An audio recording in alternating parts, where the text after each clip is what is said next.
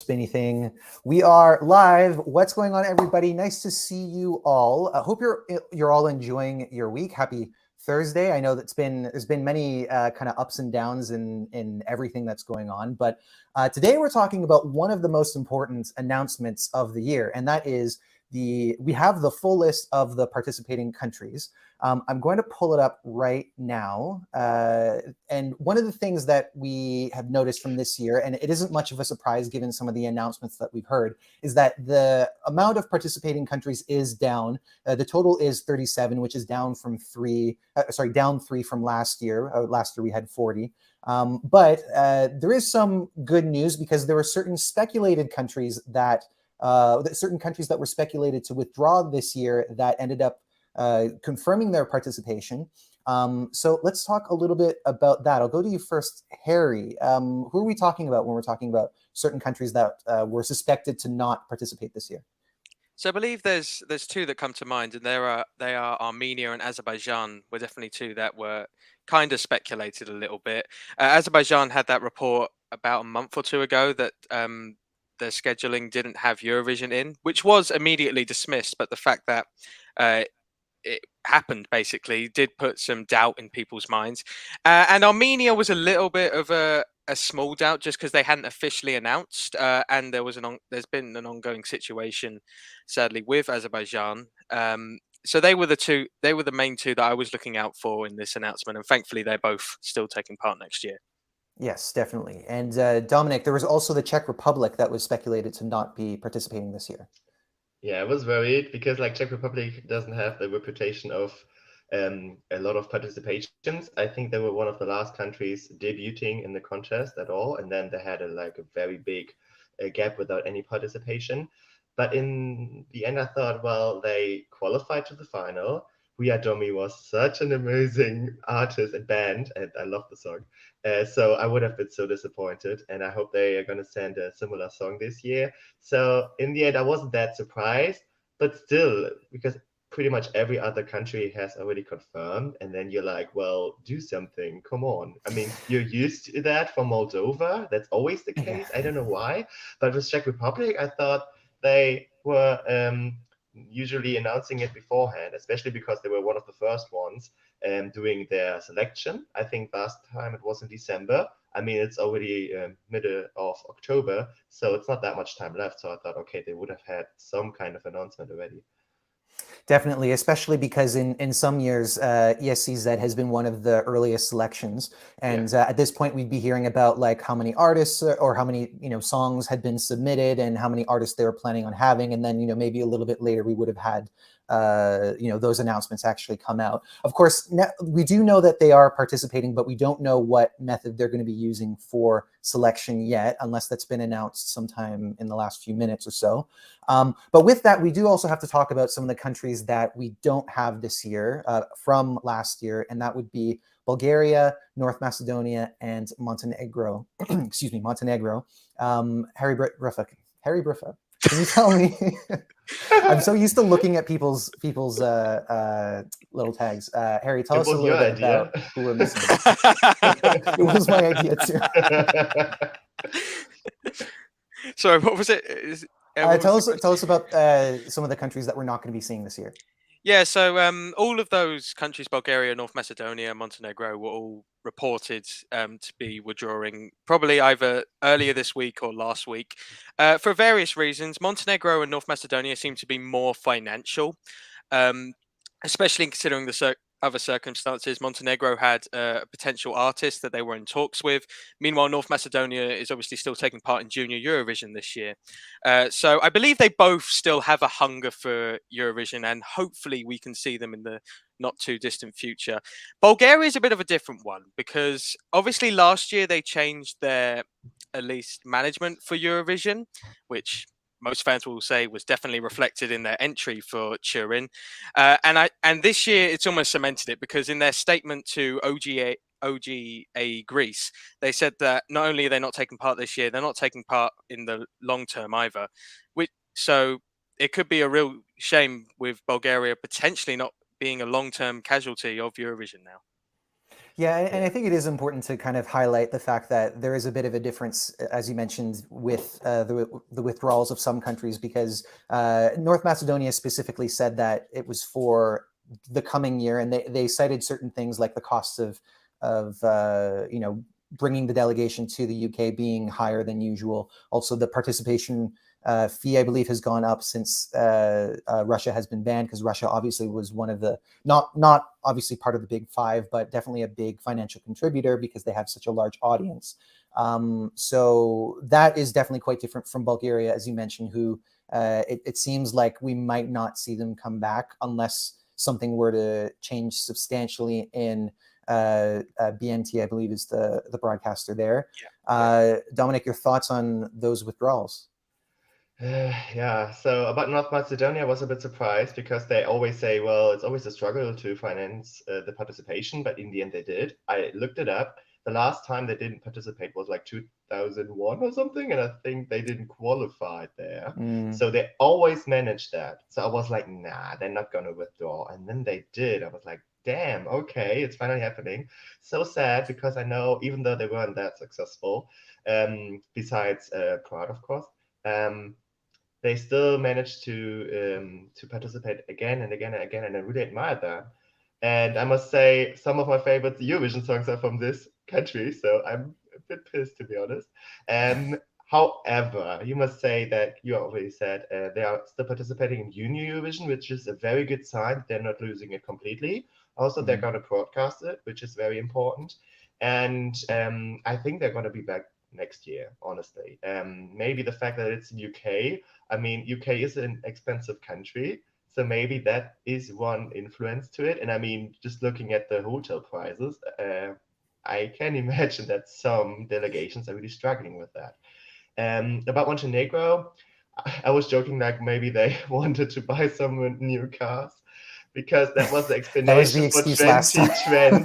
Yeah, for 2020 or 2019 or something. So yeah, I don't know. It's strange because I guess Montenegro is going to be like a participation and non-participation country back and forth. I mean, we have that with quite a few countries. Yeah, I'm pretty sure that we'll be back soon again. Bulgaria, as Harry has mentioned, is sad because they hadn't participated for, I think, 2 or 3 years in the early 2010s. And then they came back as a powerhouse. Polijanova came fourth. Christian was the runner-up. They almost won. Then they sent Bones, which also was very successful. I think they weren't as successful. Yes, amazing song. And they weren't as successful as they anticipated. I think they still came left-hand side. And then what they did was they didn't participate in the next year. So I'm like, oh, okay. I kind of have the feeling that either they have a very good result or they're a bit pissed and they're like, well, no, not going to do it again. So I kind of have the feeling that they're very sensitive about the result, because like 2020, we don't know the result, obviously, but Victoria was still in the top 10, even though in the 2020, she was the favorite to win, according to the odds. So the expectations were very high. And then, yeah, like I think she came 9th or so, which is an amazing result. But if you are the contender to win, it's not that great, is it? And then last year we had the rock band, and I can barely remember their name. I'm sorry. Everyone's favorite, of course. Yeah, because they were the first one publishing the song, Harry. I know what you're going for. And of course, like they weren't expected to be high, and they did qualify. And I have the feeling now they're like, well, now we have a reason or an excuse to withdraw. I'm pretty sure if Bulgaria would have qualified last year, they wouldn't have withdrawn today. I'm pretty sure about that. So in total, I kind of have the feeling we got a second Hungary or Turkey, unfortunately, which is a pity, really a pity, because like especially 16, 17, 18, amazing songs, and it's a real loss for the Eurovision community for sure. Yeah, and I know that them as a broadcaster, they also often needed to depend on third-party sponsors as well. So finance seems to have always been a factor in their participation. So it's definitely sad. but maybe something will change in the future. Nonetheless, let's talk to some of you who have been joining us. Hello to Rai Bailey, who's gutted about no Bulgaria. DJ Parody, nice to see you again. Cannot wait. Morton V, hello all. Missed you guys. We missed you too. Really happy to see another live stream. The last year to have 37 countries was Copenhagen 2014, which, I mean, you know, because like obviously one of the downsides of not having as many countries is that there are fewer songs. But 2014 is actually one of my favorite years from that like stretch of Eurovision. I think it was a pretty strong year, and I also do believe in the idea of, you know, quality over quantity. And not that, you know, the countries that we are missing are, you know, consistently not sending quality, but we know that in some years they've struggled more than others. DJ Parody saying North Macedonia withdrawing, unbelievable. I'm not sure if you're being sarcastic or not. What else do we have? Nice to see you again, Robbie. Talking about Bulgaria throwing a hissy fit, apparently. Hello to Edleva. Nice to see you. Nice to see Vincent F. John Johnston. Olympic Song Contest. Talking a little bit about Dora. My country's Dora will have semifinals. It's going to be 14 more song disasters. Honestly, so we'll get into that a little bit later, but I think there's actually a lot to be optimistic about when it comes to the selection. I was reading some of the ideas that the head of delegation has, and it seems like they're really committed to getting into the final. But more on that later. Vincent F is happy to see Czech Republic back. We always see this when talking about participating. When will people learn that Turkey aren't coming back? Like every comment section before the participation video, I see, we want Turkey, we want Turkey. I'm like, they're not coming back, guys. Like every year they fall for it. Yeah, but Turkey has participated since the 80s, I think. So they have over 20 participation. They won one, so they are still having influence at Eurovision, and I feel and understand why people miss it. It's not like, maybe like, I don't want to be rude or something, but it's not like Andorra or Slovakia, like they participated like 5 times or so, and you barely remember a song. But with Turkey, there was such a powerhouse, and I can imagine that there are a lot of Turkish fans wanting them to come back. So I don't think it's going to be an eternity. I have the feeling that once the head like Erdogan is gone, I can imagine that they're going to change their point of view.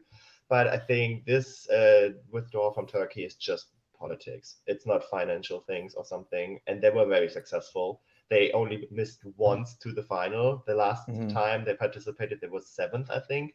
And so that can't be the reason. It's mainly because of the anti-European politic decision from Erdogan at the moment.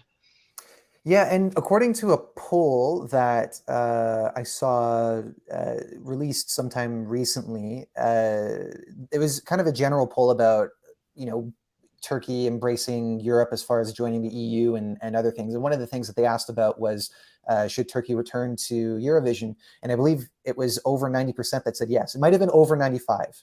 So like huge population, lots of people who remember very fondly Turkey's time in Eurovision. So who knows? Maybe it will change in the future. Unfortunately, it's not going to be for 2023. Hello to Vladimir, evening from Skopje. Let us know how you feel about, oh, well, actually, you've got a comment here saying it was clear that Macedonia would be out, meaning 1 month ago. Oh, yes, so talking about how one of the clues that we got before the official announcement was made was that there wasn't any funding allocated for the Eurovision participation specifically. Hello to ESC Manga, nice to see you again. Another person who is probably maybe not surprised, but maybe disappointed to not see Turkey in the selection, or in the countries that are participating. Robbie is sad about Bulgaria. Apart from last year, they were doing quite well.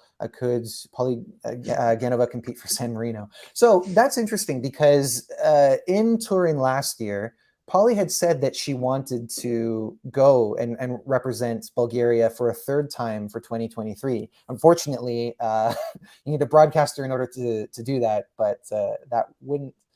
I'm sure that a lot of people would warmly welcome that. And I want to know, Harry, how would you feel about Polly coming back? Oh, I mean, Polygenova has some of my favorite Bulgarian entries. Like we all remember her entry in 2016, but like 2011 was one of my favorite entries from that year. What? Yeah, especially considering how poor 2011 was. How that didn't make the Uh, final, I've got no idea.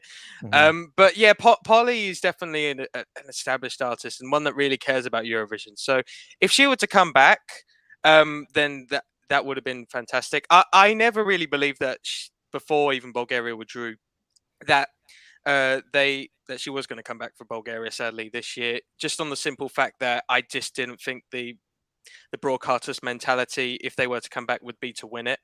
It's simply, I think they just have a different mentality to the 2016 to 2021 entries that we know and love. It's just it's night and day compared to those, sadly.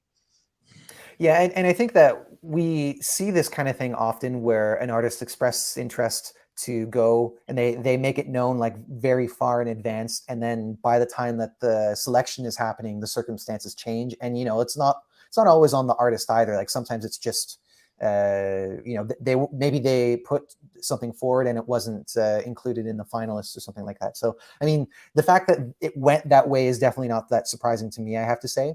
But I definitely would have also been excited about another Polygenova entry. Saul Brown is saying, so sad Montenegro is not competing because Anissa from American Song Contest had been chosen to represent them. She has since said that she's applied for another country, though. I've heard about this as well. And I believe that there were talks that she was going to be the artist for Montenegro. But again, like, things change. And in this case, Montenegro is not participating once again. So if she's talking about another country, my guess would be San Marino. Yeah, San Marino. Unless it's always San Marino, or San maybe Marino. Albania because it's Mhm. close and they are having a selection, so maybe that's a possibility. Or maybe like Serbia is also doing a national selection. I mean, that could be an option. Yeah. Maybe one more side note. Only 3 countries from Yugoslavia, like ex-Yugoslavian countries, are participating. So I just realized that. I was like, ooh, that is not good when it comes to diaspora, which is always a factor. We can't deny it.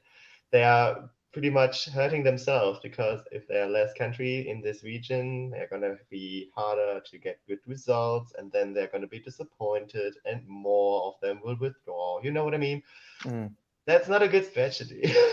I did see a meme like when the 3 were announced to withdraw. Serbia, after finding out they're now going to lose 72 points 72 from next year. Unless they send a song that's liked by everyone else, because I take what you're saying. Like obviously, diaspora and cultural relations, yes, they always play a factor in the voting. So it's especially for sorry, especially in the Balkan region, that's a very strong factor there. Yeah, so it's always been a bit of like a cushion, a way of getting yourself like a little bit of the way. But I think in order to actually like qualify and do well, certainly to do well, but in order to qualify, you need to have more than that. You need to have other countries that for reasons other than the cultural closeness like you and vote for your song. I think there might be a little bit of noise coming up because someone is coming home and the dogs are going to go wild, but we will power through as we always do. Morton V saying, I think Intelligent Music Project was underrated. I love their performance in semifinal 1. I would say that they performed that song as best as they could. Yes. You know what? The staging for that song was actually quite good. Yeah. I'm going to say. And they weren't last. They weren't last. The thing is, though, I think like I wouldn't have called them to be dead last. I definitely wouldn't have called them getting 12 or so points from Greece or wherever it was. But I didn't think that they were going to come last either because they're still filling a niche, I would say. But yeah, I can't say that I'm too surprised about the result that they had. Sorry, I'm just looking through these. Hello to Elliot Harris. Everyone saying about the smaller semis will make it easier to qualify, but 3 to withdraw didn't qualify in 2022. So the 3 that have withdrawn, all of them were non-qualifiers that year as well. And I mean, like, yes, obviously there's going to be fewer countries competing for those 10 spots in each semifinal. And I know that some people were talking about whether or not they would prefer to have a single semifinal that was longer. Obviously, like they've already committed to the dates, and you know, it would make the most sense to continue as they are. But let's talk about that a little bit briefly. Dominic, do you think that a single semifinal would be better? No, because then you can just add up the 6 pre-qualified countries and make a final with every every participant. I mean, where's the difference? Because I remember like in 2004 or something, they just had one, and then they had like, it was a very weird system. They had like almost 30 songs, I think 29 or 28 in one semifinal, and then only 10 qualified out of these 28 songs to the final, because they had this odd rule that of course the host country and the big 5 or 4 back then, because Italy wasn't participating back then, and also the 10 most successful countries of the previous 3 or 5 years. So it was so complicated. It was like, wow, if you qualify, forget it. First, it doesn't make sense. And second, it's like, well, if you can manage to qualify out of 29 songs, that's so hard. I mean, that is the real deal. I mean, if you qualify from the semifinal, you will probably get a very decent result in the final. And it was such a mess. And then the argument is always, well, we can't have all the songs in the final because otherwise the show would be too long. If you put it all together, I mean, we still have like 31 songs. Then, as I've said, you can just have everyone in the final. And I don't think they want that. It's too long. So just keep it like that. Even though I must say, when the number drops lower than 36, we might, it might get a bit, I don't know, strange, like having out of 15 countries, 10 will qualify. I mean, the stakes are lower. It's harder not to qualify than to qualify. I don't really like that. So I think this is really the minimal amount of countries you should have. And the EBU should really try to get more countries back, because I don't like the route they're taking right now. It's not that much fun, I think. You said, okay, quality over quantity. I'm like, well, have quality with a lot of songs, you know? Well, I mean, that would be the most ideal thing, you know, like have every single country in continental Europe plus Australia plus all the, you know, auxiliary ones. Yeah, we should also talk about Kazakhstan, music ever, maybe. right? Yeah. What's that? We should also talk about Kazakhstan a bit. Yes. Let's talk about that. Harry, did you have anything that you wanted to add about the semifinal situation? Well, just briefly, absolutely not. Do not go back to one semi-final at all. Like, I've recently, to expand my Eurovision knowledge, I've been going back to some of the later 2000s ones, and like, obviously a few of those had one semi-final. And what you find there is not only do you miss out some good songs missing out on the final, you also just get more countries that just don't try if they're already in the final. Like, if you go back to 2006 final, there are some really bad automatic qualifiers from that year, from just countries that just didn't qualify. So the quality would just go down if you had more than one semi-final, and it would just be too chaotic. Like 26, especially with the running order, like 26 is a good number where if you're one of like the first 5, you don't necessarily get forgotten by the end. But when you get to like numbers like 28 to like 34, it could even be in these potential argument, like the early ones are just going to get completely forgotten by televoters, which is just not fair. Yeah, I think it's pretty unanimous here that 2 semifinals is the way to go. Obviously, like, as hopefully things continue in the other direction and that, you know, certain countries come back. But you know, if it has to be like this for the foreseeable future, then I think, you know, it's definitely better to keep the 2 shows. But since you mentioned Kazakhstan, we have a comment here from Tumble Tower.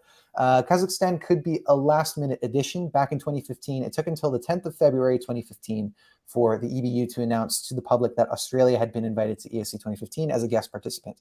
Okay, so that, I mean, as far as the timeline argument, I think that makes sense. Where we stand with Kazakhstan, as I recall, is that much like San Marino, Kazakhstan does not have a phone system that is independent of Russia's. It uses the same country code. And I believe that they're in the process of either installing their own phone system or, you know, doing something. Obviously, this is not my area of expertise, so I don't know exactly how it would go, but they're supposed to have their own country code by the end of next year. Maybe that would change things, but that has been one of the reasons why the EBU has argued for Kazakhstan to not be included in adult Eurovision so far. They are, of course, in Junior Eurovision, seemingly, from now on until something else happens. But I know that a lot of people seem to be really interested in having Kazakhstan there. So I'll go back to you again, Harry. What do you think about Kazakhstan? Yeah, I mean, I didn't know about the Russia thing with the telenovela. That's a completely reasonable reason for why they aren't taking part, especially now with the situation with Russia and Eurovision. All I would say is once they get their televote sorted next year, especially if we don't get like a really big jump in the amount of countries, if they don't get invited, then when will they get invited? Is sort of my question, because at this point, they're junior. If it's a case of proving themselves in Junior Eurovision, they just have to win it. Because in 4 years, they've had back-to-back runner-ups, and I think they've had top 10 every year. They've been quietly one of the most consistent countries I in think they were recent Junior fourth Eurovision. once, and then second, I think, something like that. They came like 7th last year, I think. But yeah, they're back-to-back second places. But yeah, they're really good in Junior Eurovision. So genuinely, after you've said that, I think that has to be the main reason why they're keeping them out. Because especially this year, if they didn't have that reason, 37 countries, you at least give them like a call if they're interested to just boost the price up. But yeah, as I said, if they've got it sorted by next year and they don't invite them, I honestly don't think they ever will, sadly. Yeah, and then it's hard to justify it because luckily we still have got Australia in the running. And I mean, they're in the exact same spot. They are not a full member. They are geographically not part of Europe, but they have some kind of European influence, because I always referring to the football qualification, because people always like Israel, Cyprus. Geographically, they are not in, or Azerbaijan, Armenia. They are when it comes to geographics, they are not in Europe. Well, they are still participating in the European pod, and Kazakhstan is also one of them. So you could also argue that you can just transfer that system to Eurovision. And also, I don't want Australia to leave, but I want Kazakhstan to join them. And also about the televote system, maybe this is an opportunity to step it up a bit and maybe get rid of the televote, or at least add it up with an online voting system. Then you would get rid of the problem, because I mean, it's 2022. We only got televotes. That's a bit strange. I mean, yeah, we've got SMS and we've got an app which refers to the number, I think, to the televoting. Maybe you can separate it and then have a special system for Kazakhstan at least, because I think it's working for San Marino as well. I'm pretty sure they would find a way to make that happen for Kazakhstan as well. Well, I mean, with the case of San Marino, because San Marino is also, it shares a phone system with the rest of Italy. Of course, the televote that gets produced for them is an aggregate result, much like what happened with the jury score this year as well. But anyway, yeah, so I think the book's still closed on that. Who knows? Maybe we will get some sort of surprise announcement in February, much like we did in 2015. I'm going to pull up these two polar opposite comments. Ry Bailey saying Georgia should have withdrawn, and Peter saying Latvia and Georgia, it is time to break your NQ streaks. Yes. So yeah, there are a number of countries that have been confirmed to participate that have gone through these longer streaks of not qualifying, which sometimes has played a role in other countries withdrawing in the past. Harry, your thoughts on Latvia and Georgia? Well, just a quick side note, because it is linked. I will go on to Latvia and Georgia, but I have already had an Irish friend who said this is their year to break their qualification streak. Although I did remind him that last time they were 37, they still couldn't make it. But anyway, on Latvia and Georgia, like Latvia and Georgia are two of the most fascinating countries in Eurovision, because they very rarely, if ever, go the conventional route. They will always try and find the most out there like style or song, and they'll try to appeal to that. If you're gonna like our song, you're gonna love it, and that's how we're gonna get votes. Obviously, it hasn't been working for them. Latvia haven't qualified since 2016, and Georgia, 2016. Well, both of them 2016 actually. Yeah. So I think for both of them, it's not to do with the reduced countries, because it's not like they've been coming 11th either, or like they've been borderline. They have been fairly low down. So it's just about potentially just a shift in style, or just the kind for Latvia, it's the kind of entries they get for Supernova, and for Georgia, it's just they usually go internal. It's what they're looking for that will help improve their qualification chances. Yeah, and I think that they at least are able in most cases to generate some sort of buzz. I mean, maybe Georgia less than Latvia. I'd say that Latvia definitely created a lot of buzz this year for the kind of song that they sent, because it was, as you say, like you really kind of love it or hate it kind of song. And yeah, like obviously when it comes to us who have been following the contest for as long as we have, and we see these kind of long periods where these countries are absent from the final, we definitely hope that they keep at it rather than withdraw. So I'm definitely happy that both of them are still in the running, but you know, let's see what happens when those songs get released. It would be great to see another kind of game-changing year, because I recall that 2018 was one of the years where a lot of countries that were seen as kind of safe qualifiers did not make it to the final, and it left room for some of those. Romania, Mm-hmm. Bosnia, Azerbaijan. I think. Azerbaijan. Azerbaijan, Yeah, Bosnia yeah. was 16. Yeah. So that was a big Armenia year. as well. I know it wasn't the first time that they hadn't qualified, but it was one of the few times that they didn't qualify, and Second they were time. generally considered to be a powerhouse at that point. Hmm. So yeah, I mean, obviously we wish the best for them. I want to pick up on this idea a little bit more, but first I want to pull up this one from Vincent F. Dominic, do you think that Germany will try harder this year? We always try. All right, well, broadcast head of broad delegation. Yeah. So about Germany. So we're always supposed to try. I mean, and I think the song was successful in that regard, that we wanted a radio-friendly song, and the song is still in the radio the whole time. But it's not considered as a Eurovision song anymore, but just as a radio song. So hey, NDR succeeded in that regard. But if you want to be successful at Eurovision, you don't send a radio song. Maybe if it's radio friendly as well, good for you. But you need a song which can also be performed properly and which causes some excitement. And in that regard, we are not in a good position, especially because I don't think they have changed the broadcaster. It's still NDR. And even though they promised some changes, as they always do, don't think they're going to be massive changes. Also, like, we had an opportunity with Escape More Cowboy, which were very successful, and especially with the streaming numbers and stuff. They said they won't return. They missed the opportunity, so they're not coming back.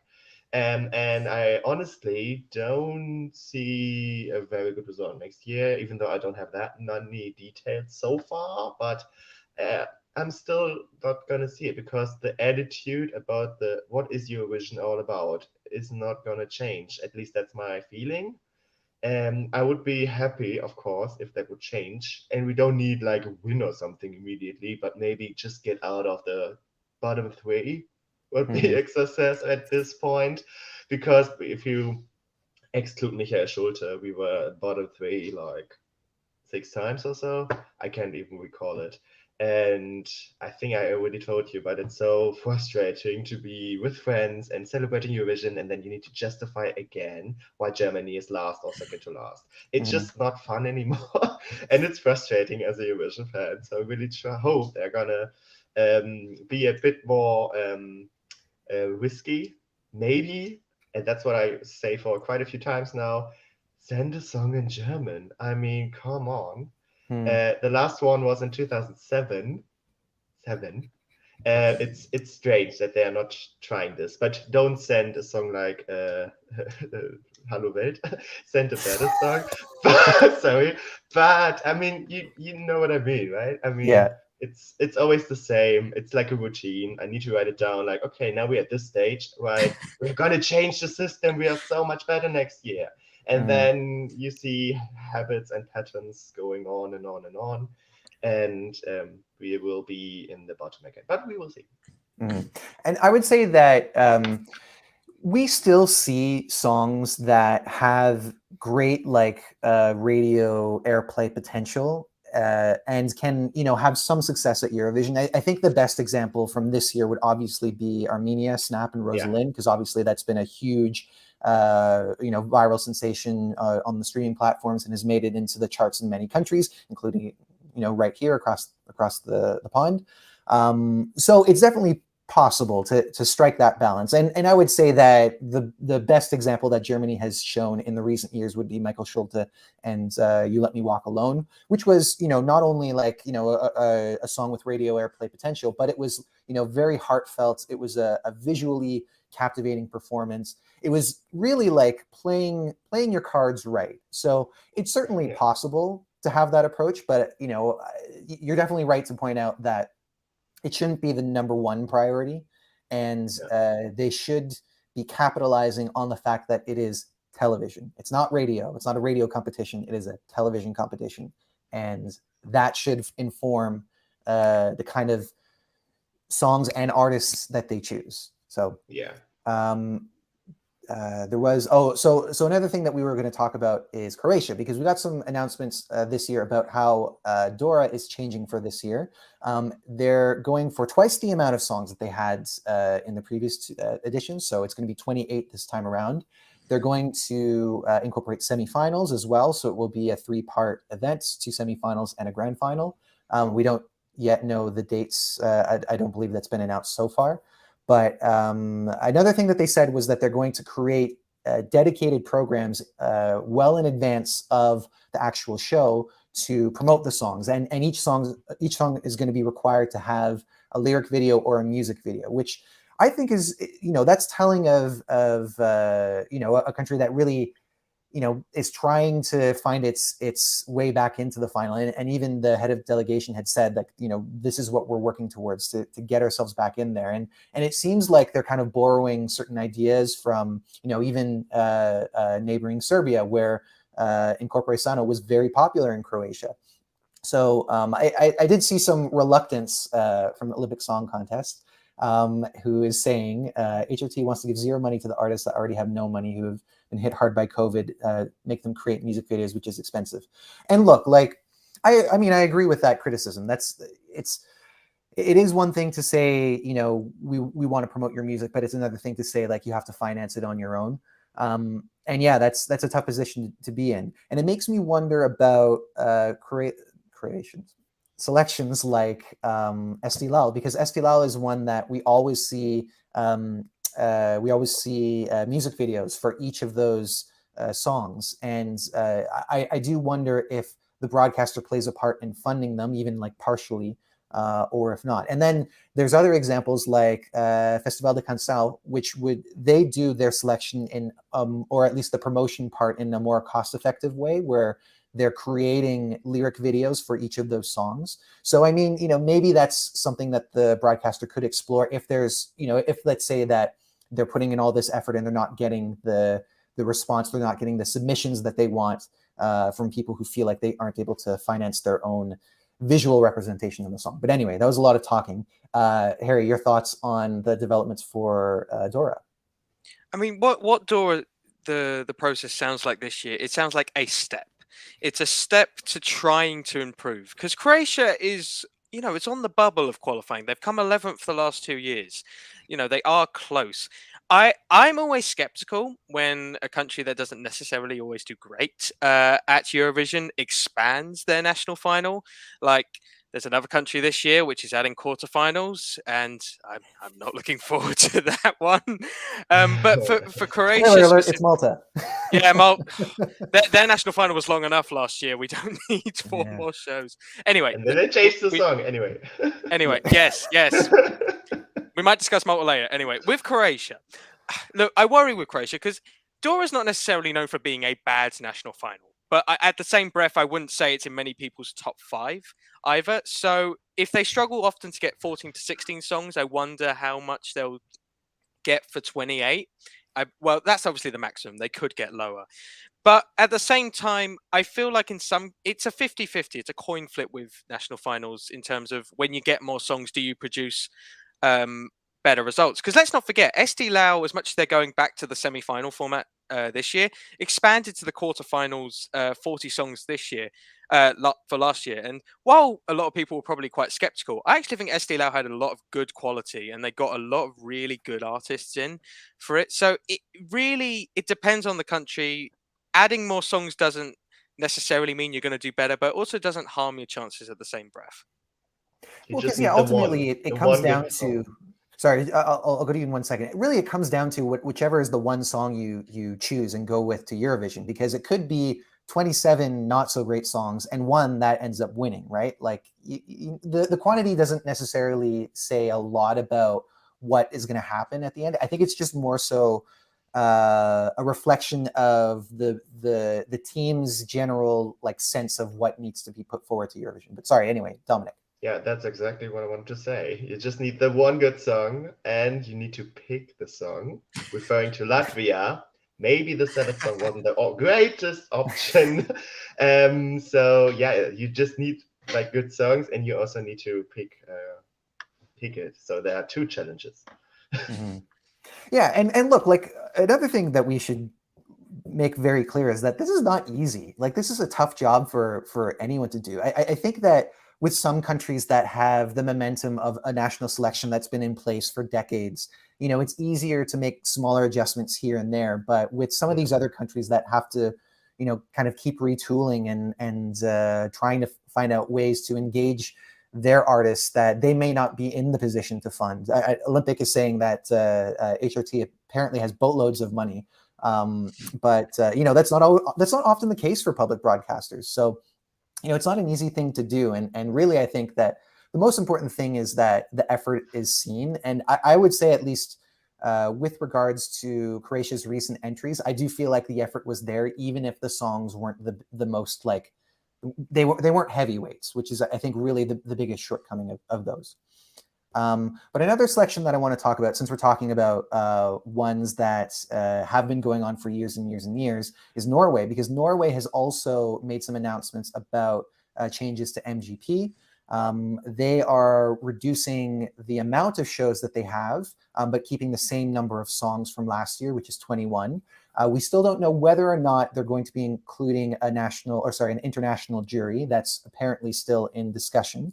Up to now, it's been 100% televote, at least for the most recent years. Harry, you were crossing your fingers just then, so tell me, what do you think?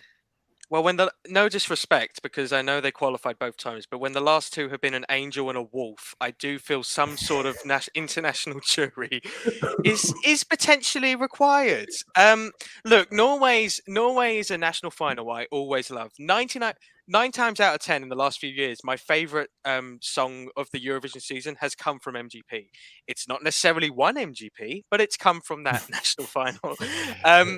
But here's the thing with Norway. So obviously they're going with 21 songs again. 2 points I want to bring up. So the head of delegation, I've forgotten his name, said that there are 4 potential winners that he could see winning MGP. That's a risky statement when your national final has golden tickets to the final. Considering like the last 3 years actually, the winners come from one of those golden tickets to the final. You sort of almost say, well, there's no point watching these semi-finals because the winner's going to come from one of these here. So it's an interesting strategy Norway have. I would personally just ditch the automatic passes and just let them all fight it amongst themselves. Not literally, obviously, just with their songs. I think the Wolves would win in that one as well. But no. Here's with national jury, I feel like a lot of the time, as much as I always say, look, it's the country's songs. So the televote is important in a country because you want national pride with the entry you send. I feel like with Norway, you do need an international jury, especially they do send decently high caliber artists. And while that has its benefits, one of the negatives it has is that Norwegian artists will feel quite heavily attached to certain people like Tix or like North or Kid. even like North Kid, exactly. So they're gonna get high and one that often gets forgotten. Sorry to interrupt. Kaino. No, Kaino was immensely popular their second time around, and people were like, "Oh, well, Tix only got in there because he only made it to the final 2 because He's so popular. So were they. So were Yeah. they. I think the problem with just having televotes. I'm with you. My Don't heart's worry. still I bleeding think because of that decision. I'm with you. Don't worry. I think So I think the overall issue with not having an international jury and relying on televotes is more often or not, especially with Norway, you will get various factors that will decide the winner that aren't the song itself or the performance itself, and that doesn't always translate to good results or even good jury points, as we've seen with Norway in actual Eurovision. Well, and that I think is an argument to make, at least because out of these last 3 years where they've been using this system with duels and gold tickets and 100% televote, we've only seen 2 results. And the consistent thing with both of those was that they were, heavier televote favorites than jury favorites. And while that's not always the case, I don't think that one thing directly correlates to the other. It is telling of how much jury appeal your song has. And I think that, especially with what we saw this year, like no one was expecting that to do very well with the jury. And for that reason, I don't think anyone should have expected it to win, even though some people were really quite confident that it was going to happen. But yeah, I think it's just nice to see, good lyrics, a beautiful composition. It's nice to see that get rewarded. Doesn't even have to win. Like if they had the selection this year and Subwoofer still won, but we still got that love for some of the ballads that we saw, whether it's Elsie Bay's or I'm blanking on all the names. Anyway, Elsie Bay was the one that if you weren't for Subwoofer, you were for Elsie Bay. But anyway, I just think that there seems to be so much evidence to have that be a factor, because we know that's going to be the case for Eurovision going forward, having 50% televote, 50% jury. So they should work that into most selections, I think. But anyway, is there anything you wanted to add to that, Dominic? Yeah, and maybe do it like Finland, because if you want the emphasis on the televote, you can have 25% jury. However, because I don't think they are going to publish the results, they just say you're the winner. And I mean, only when they are at the top 2, then they are saying the votes from the regions. That's it. So it's hard to implement this into a jury and televote system, because with Finland and with Sweden, for example, they do that as well. They add up the points and then it's clear who has won. But if you just go with the votes, it's hard to implement jury votes. So they would need to change that as well if they want to introduce the jury. Yeah, and I mean, it's one of these things that are kind of always in development. Sometimes they come, sometimes they go. So yeah, we'll see if we see a return for that. Vincent F saying, Stu, you never liked Subwoofer. I never disliked Subwoofer. Let's put it that way. I just wasn't convinced. Finlay saying, only a mere 37 countries. That's the lowest it's ever been for a long time. Eurovision is starting to crumble apart. Well, look, we have to consider what's going on in the world. It's tough economic times for a lot of people, and that also applies to the host country as well. I think they're on their soon-to-be 5th prime minister in how many years? Yeah, that was the second biggest news of the day. Not the second biggest. Yeah. There was a bet like if they're Liz Truss or the salad, who's lasting longer, cabbage. and the salad has just won. Cabbage I'm won. sorry. Olympic Song Contest is saying, I feel the joke entries will return. Hello to the main man, Andy. Andy is with our friend Clara. Clara's doing a show this week in London. If you are in the city, you should go check it out and get in touch with her. She'll send you all the details. But what else? So we talked about Croatia. We talked about Norway. Any other national final announcements that pertain to participating in all that? I know Spain's announcing their artist next Thursday, I believe. Yes. And obviously there's going to be a lot of excitement around that. I mean, Benidorm Fest in its first year for the event that it was so exciting and really, got the country, first it got the country excited, then it got them angry, then it got them excited again. Told you. Then it got them annoying. No, sorry. We love the Spanish fans, even if they might be a little bit over the top, Yeah, just a little. But Dominic, do you have any expectations for Benidorm Fest, the announcements for this year?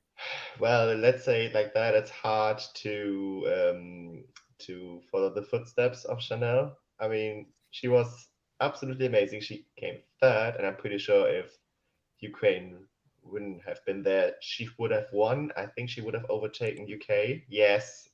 Yeah. I'm wearing a Sam Just Ryder a fact. shirt. Don't say that, Dom. I'm wearing a Sam Ryder shirt. Come on. I just did, you know. So it's hard. Funny that. I'm not, because I still remember that it was a very big controversy, and I'm still shocked about the Benifest result, because I remember that she got like 3% of the televotes, and only the point system, whereas like, okay, when you're third place, you get 8 points or so. It doesn't matter how much or how bad your televote has been. That's the only reason why she got to Eurovision at the first place. And then she crushed the televote at Eurovision. She was like third or second with over 200 points. So that's why you need juries. That's the best example, because the televote was so not for her. I don't know why. I mean, the performance and the song and everything was so amazing already. But I think this is a good example, referring to Norway, why you maybe should have a combined system, because just because you kind of flop at the televote in your own country doesn't mean that you can't be successful in Europe, you know? Mm-hmm. Yeah, and it's definitely, I think really the biggest thing is who's going to be able to follow up that act, because obviously it was just such a well-executed performance, and one that really stood out in the minds of pretty much everyone that watched. Harry, your thoughts about Benidorm Fest 2023? Yeah, well, Dom, to answer your question, I think the main reason why Spanish fans didn't gravitate to Chanel was it wasn't a famous trio, or she didn't have a boob on stage, which probably didn't help. I remember my main highlight with Benidorm Fest was not necessarily. I liked Chanel's song, but it wasn't like my oh my gosh, wow moment. But I remember I was rooting for it because I wasn't a massive fan of what came second. So I wanted that instead. But but look, in terms of like this year, what I'm expecting from Benidorm Fest is something similar. Well, I'm expecting two things actually. One, I'm expecting no songs to have artists that need auto-tune. And two, I'm also expecting I'm also expecting artists, I believe it's 16 this year, 16 artists that, like last year, know what their image is, know what they want to show on stage. And because what I loved about Benidorm Fest, regardless of the song quality, was every single performance felt close to or actually Eurovision ready. Like they knew what they wanted to represent on stage and they executed it very well. I'm not saying all the ideas were great for what the artists had, but the vocals. But every one of them was committed and they all knew what they wanted. And that's what you need in a national final. You can't have low budget performances that you're just relying on elevating in Eurovision. You need to have some sort of idea on what visuals you want to portray to the audience. Because let's be honest, like, staging was one of the key reasons why Chanel did so well. Because while she was like a decent, like, people liked the song before, when they saw that semi-final performance, she was like, everyone was like, okay, this could do exceptionally well. Like, it was outstanding. So that's the key thing. That's what I hope to see again. And yeah, I'm excited for Benidorm Fest like many others. Yeah, likewise, I'm very excited about it, and I like what you said about how there was a visual identity with each song, even if some varied on execution. So yeah, I think there's tons of reasons to be excited about that one. We have Daniel asking us, any hope for Romania, and Alioth saying, will Romania have 57 songs again? I believe it was 46, but I take your point. I don't think there's a lot of info on what Romania is doing for the coming year, even like whether or not they're going to be doing a national selection again. Any news on that? Any knowledge, thoughts, recommendations? I'm just happy that they still participate, because I remember that there was some rumor about we were alleged to fake the results or something. There was some kind of manipulation rumors or something going on with the EBU, some discussions. So I was a bit scared about them being like, well, then if you have this kind of accusation, then we will withdraw as well. So I'm happy that they still part, So Yeah, definitely. I Harry? think that was all over bloated. I remember seeing that. It was almost like a firm stance. We might withdraw, and then like a couple weeks later, oh, never mind, we're fine. We'll stay here. We'll stay. Well, yeah, take a look at North Macedonia, because there was like something with the flag, and then they Yeah, were saying like, "Oh, so disrespectful," blah blah there. blah. And here we are. I mean, I don't know what the criteria are. Some of them don't seem to be that reasonable, at least for me. Well, So I think North you never Macedonia was know. more. Sorry, John.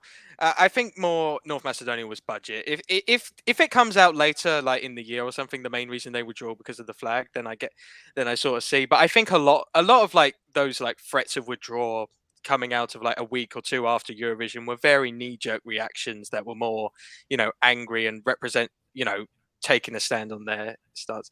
I think going back to Romania in terms of hopes, I think they've got, they always have a chance. Romania, they're always borderline. It's always, a coin flip almost if in recent years to qualify. Personally, I wouldn't mind reducing the amount of songs if they're doing a national final, because I don't have time to listen to 46 songs consecutively. I do think there's a limit of sort of how many songs like is too much. You can trim it a little bit.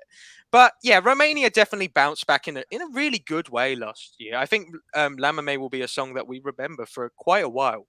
Especially Clara.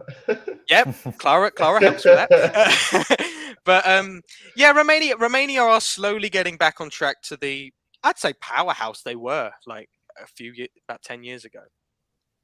Yeah, it would be nice to see them kind of have their moment of glory. I mean, definitely what Worst brought was really a show. Like, I know that, leading up to it, there wasn't a lot of certainty about whether or not he would qualify, but really he proved himself to be a performer. And I can't say I'm too surprised about how the result went, as far as him being more of a televote favorite than a jury favorite, and then finishing ultimately on the right-hand side of the scoreboard. But, so happy to see that he qualified. And I mean, obviously we were just talking about Spain before we were talking about Romania, and he has been milking that approach that he has with his music, with incorporating Spanish. He's been really embraced by the Spanish fans, and I would be surprised if we didn't see him involved with something when it comes to Benidorm Fest, because he has been over in Spain doing Pride events. I believe he's going to be hosting a Eurovision theme event in Barcelona. Okay, I'm pretty sure the barking is going to start around now, so I apologize to everyone. But yeah, no, I think it will it will be nice to see Romania, get a bit more consistent with their results. And Clara saying, obviously, I'll remember it all my life. So, guys, we've been on for about an hour. I think we'll wrap it up as it gets a bit noisier in my household. Any final thoughts? Any hopes, dreams for 2023? Obviously, there's lots more to come as far as announcements about national selections. But any final thoughts? Host curse is a myth. That'd be a nice dream. But no, in all seriousness, like we were saying about 37 countries, obviously less. Trust me, Eurovision fans, when we get to that week in, Liverpool, it will not matter. We'll just enjoy all the songs we have. And look, by the time it gets to the final, we're still going to be 26 songs. So, like, it doesn't. I don't think it matters as much as people are making it out to be. We're going to get 37, hopefully fantastic songs, and we're going to enjoy them the same way as if it was 43. Yeah, and again, I'm really looking for that quality over quantity. Dominic, final thoughts? I was just about to say that. Let's hope it's like quality over quantity for this year. All right. Well, thank you all for joining us. If you haven't done so already, please subscribe to Eurovoxx, because as you can see, we talk about Eurovision all year. It's still like, 7 months away now? But there's always developments that are coming out, and we'd love for you to join in the discussion, even if you arrive at the last minute like RJ just did. And if you're watching this after the fact, after we've gone off the air, please leave your comments about the participants for this year, or any of the other things that we've talked about when it's come to national selections. Who are you most excited to, which national selection are you most excited to watch? Which countries are you going to have your eyes out for this year? Very curious to know who's going to be surprising us for 2023, and maybe it'll be one of the countries that we talked about today. But with that said, thank you all once again for joining us, and we'll see you all next time. Take care.